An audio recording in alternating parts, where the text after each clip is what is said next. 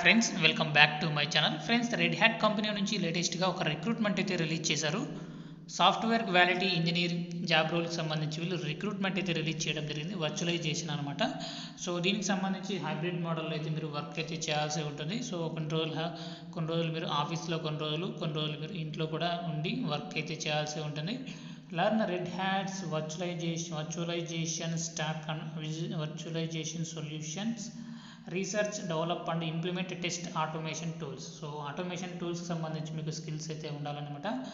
High framework to enable a high degree of test automation, testing సంబంధించి, అంతేకాకుండా test automation సంబంధించి coding knowledge ఉండాలి. అంతేకాకుండా integration, usability, regression or other types of test సంబంధించి కూడా మీకు స్కిల్స్ అయితే ఉండాలని ఇక్కడ డీటెయిల్స్ అయితే ఇవ్వడం జరిగింది. Collaborate with software developers, support and documentation teams. So software డెవలపర్తో మీరు అప్పుడప్పుడు కొలాబరేషన్స్ చేస్తూ ఉండాలి, అంతేకాకుండా సపోర్ట్ చేస్తూ ఉండాలి.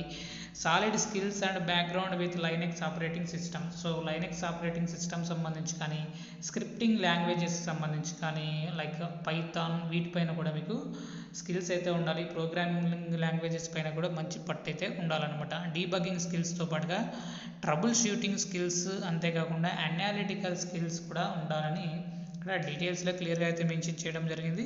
So knowledge of real time technologies. So real time technologies సంబంధించి కానీ, కంటైనర్ టెక్నాలజీకి సంబంధించి కూడా మీకు స్కిల్స్ ఉంటే చాలా వరకు మీకు ప్రిఫరెన్స్ అయితే ఇవ్వటం జరుగుతుంది.